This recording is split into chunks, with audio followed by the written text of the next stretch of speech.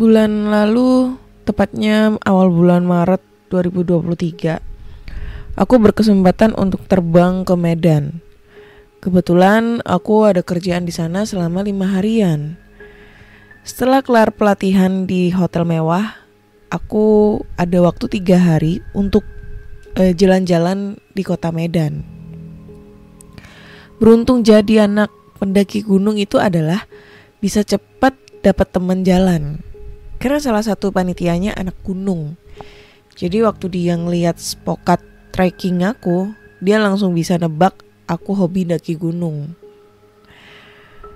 Dari kemarin aku udah ngeliatin kamu, karena sepatu kamu itu trekking. Gak ada peserta yang pakai trekking selain kamu. Beda aja, apalagi kamu cewek.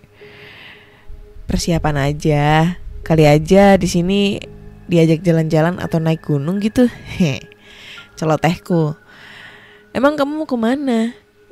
Aku mau jalan-jalan ke Danau Toba. Kalau ada gunung yang bisa didaki dalam waktu 1-2 hari juga boleh. Aku mau ke sana nih, kebetulan banget. Nanti habis pelatihan ini aku temenin deh. Kita ke Danau Toba, Pulau Samosir, dan naik gunung Sibanyak lewat jalur wisata aja. Wah, serius lu bang? Nggak pakai nolak deh kalau gitu, langsung gas aja. Jadi aku tuh bersemangat banget. Akhirnya ada yang ngajak aku buat ngedaki gunung di salah satu kota yang kebetulan itu lagi ada kerjaan aja di sana. And finally, beberapa hari kemudian, aku, Bang Rio, dan Bang Aldo akhirnya berangkat ke 3 lokasi tersebut. Ngelihat Danau Toba yang birunya ajib banget. Buat aku pengen nyebur aja ke sana. Sorenya aku udah aja ada di Pulau Samosir. Gila, pulau ini bagus banget. Dan aku hampir kalap mata ngeliat kain ulos yang Murina Galileo. Maklum, mata cewek kalau ngeliat yang begituan tuh pengen borong aja. Untung aja aku bisa ngerem belanja dan bisa puas dengan mengenal beberapa histori di sana. Kami bertiga akhirnya menginap di rumah salah satu kerabat Bang Aldo secara gratis. Ya iyalah, namanya aja backpackeran ya. Kalau bisa gratis, kenapa enggak? Besoknya, pagi-pagi kami langsung ke Brastagi. Mau mendaki gunung Sibanyak. Di bawah kaki gunung Sibanyak, Abang Aldo gak ikutan. Alhasil kami berdua aja yang mendaki. Hanya butuh waktu 2 jam pulang pergi plus narsis dan foto selfiean di setiap spot menarik yang ada di sana. Karena kami berangkatnya dadakan, jadi persiapan serba pas-pasan. Hujan pun mengiringi kami hingga turun gunung. Otomatis basah semualah. Untungnya Mbak Yani, pemilik warung di bawah kaki gunung Sibanyak, rela memberikan roknya untukku. Nah, sebagai seorang K-popers, aku pun mencoba mengorek cerita mistis yang pernah terjadi di gunung Sibanyak ini. Awalnya si mbaknya itu emoh cerita aneh-aneh. Sampai akhirnya dia mau cerita tentang kisah mistis para pendaki gunung yang cukup membuat aku bergidik. Untungnya dia cerita setelah aku turun gunung. Jadi aku mulai dari mana ya ini ya ceritanya ya? Ya udah deh.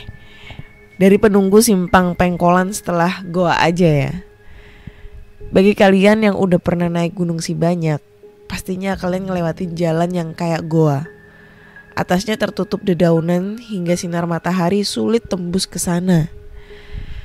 Setelah jalan goa tersebut, kalian pasti nemuin jalan mentok lalu belok ke kanan untuk melanjutkan perjalanan.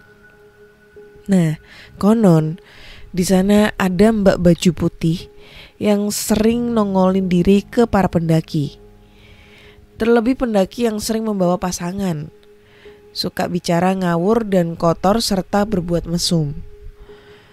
Dulu pernah ada 3 pasang muda-mudi.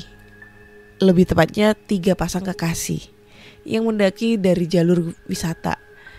Kita sebut saja namanya Ana Andi, Beta Budi, Cinta Coco. Yang jelas ini namanya nama samaran ya. Di antara ketiga pasang kekasih ini, hanya Ana dan Andi yang paling ngerusuh.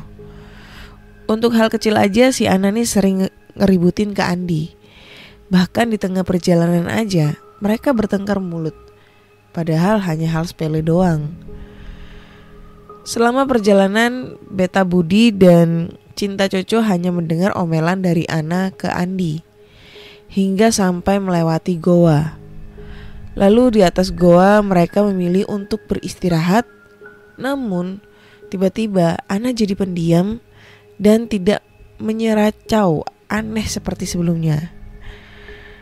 Mereka pun tidak melihat ada gelagat aneh dari Ana. Setelah 10 menit beristirahat, mereka pun kembali melanjutkan perjalanan. Namun tidak lagi diiringi omelan Ana. Sekitar 15 menit kemudian, mereka akhirnya sampai di pelataran kawah Gunung Sibanya. Mereka juga membuka tenda untuk sekedar merebahkan diri sambil menikmati suasana di atas gunung. Sejak awal sampai di pelataran kawah, Ana memilih menjauh dan duduk di dekat bibir kawah. Kalau teman-temannya sih udah paham dengan tingkah laku Ana yang suka cari perhatian atau caper gitulah, terlebih ke depan cowoknya. Jadi mereka ngebiarin Ana dengan kesendiriannya aja. Menjelang sore, mereka pun membereskan tenda dan bergegas untuk turun. Saat akan memanggil Ana, tiba-tiba dari kejauhan mereka mendengar suara tangis Ana yang duduk menunduk di tempat semula. Andi pun langsung mendekati Ana dan membujuknya untuk segera turun. "Sayang, turun yuk, gak usah nangis deh," gitu aja cengeng. Ana masih aja menangis dan tidak menghiraukan ajakan Andi.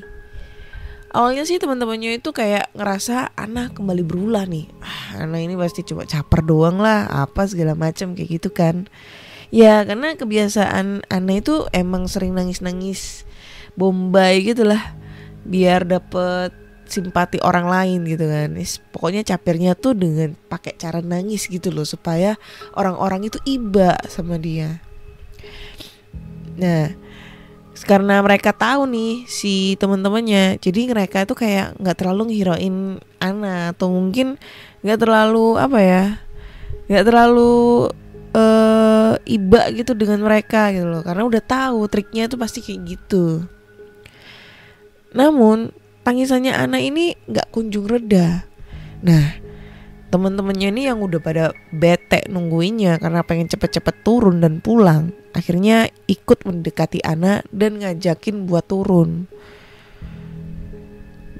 Beta ngomong nih, "Yuk Ana turun, udah sore nih." Lalu si Cinta, teman cewek satunya bilang juga, "Iya Ana, kamu gak capek apa nangis dari tadi? Biasanya juga cuma acting doang." Ana masih aja nangis tanpa henti dengan suara yang lirih. "Ana yuk turun, mau hujan nih, cepetan aku pengen pulang."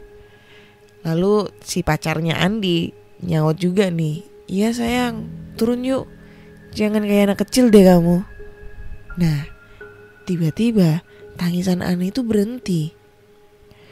Lalu Ana ngomong kayak gini, "Saya mau turun lewat sana saja," sambil menunjuk ke arah belakang kawah. Jalur di belakang kawah itu bukan jalur turun dan jarang dilewati pendaki maupun warga sekitar. Lalu Budi nimpal nih, "Ngaco kamu, kan udah tahu itu bukan jalan turun, ngapain lewat situ?" "Iya nih, ayo kita pulang dah. Duh, tambah lama tambah serem deh." Nah lagi-lagi jari Ana itu nunjuk ke arah yang sama. "Aku mau pulang ke rumahku lewat sana," gitu kata-kata Ana waktu itu. Nah si Ana terus-terusan ngulang kata-kata itu. Dia pun menolak lewat arah jalan pulang pendaki. Raut muka Ana juga udah terlihat berbeda tuh, lebih pucat dan membiru. Lama-kelamaan Andi dan teman-temannya juga merasa ada yang aneh dengan Ana. karena suaranya juga sedikit berbeda. Wajahnya juga tampak mengerikan seperti pucat pasi tanpa ada aliran darah. Budi lalu menarik Andi dan Coco menjauh dari Ana. Mereka pun berpikir sama jika Ana udah kesurupan. Tapi mereka juga bingung. Ana yang kesurupan nggak mau diajak turun lewat jalur pendaki. Maksud dari mereka kalau misalnya ini Ana bisa dibawa lewat jalur pendaki, mereka bakal mencari pertolongan di bawah sana. Namun semangat mereka itu nggak kendur, bukan bersemangat lagi, tapi mereka udah ketakutan melihat kondisi Ana. Terlebih hari sudah mulai gelap. Akhirnya dengan berbagai jurus maut yang aku juga bingung ya, pakai rayuan apa, akhirnya Ana itu bisa diajak turun lewat jalur pendaki. Nah, sesampai di warungnya Mbak Yani, diceritakan oleh Andi, Budi tentang kondisi si Ana ini. Mbak Yani juga ngeliat dari gelagat aneh dan raut wajahnya si Ana ini kayak beda banget karena dia itu terlihat pucat pasi. Atas saran Mbak Yani dan suaminya Mbak Yani ini, Andi dan kawan-kawan akhirnya memanggil warga sekitar yang merupakan orang pintar di sana. Saat dicoba disadarkan, ternyata Mbak baju putih yang nangkring di dekat goa tersebutlah yang nyantol ke tubuh Ana. Oleh karena itu, Ana selalu ngajak ke arah kediaman kampung makhluk sejenis Mbak baju putih itu.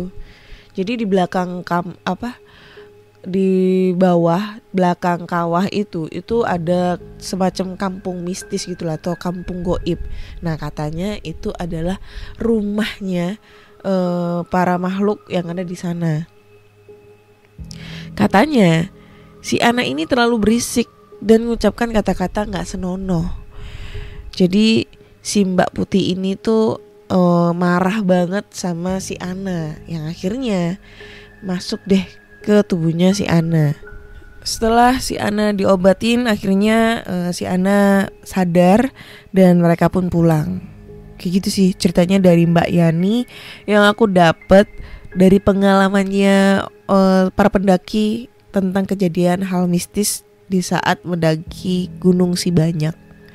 Jadi sih pesan moral yang bisa kita dapat dari ceritanya Mbak Yani itu ya, dimanapun kalian berada, maupun kalian ada di gunung, di hutan, di pantai, apapun, dimanapun lah kalian berada, entah itu di rumah orang pun, etika, sopan santun dalam berkata itu sangat dijaga. Karena selain manusia sendiri ya yang sangat tersinggung kalau kita ngomong kotor, makhluk halus pun juga bisa tersinggung nih kalau kita mengeluarkan kata-kata yang tidak senonoh atau yang gak sepantasnya keluar dari mulut kita.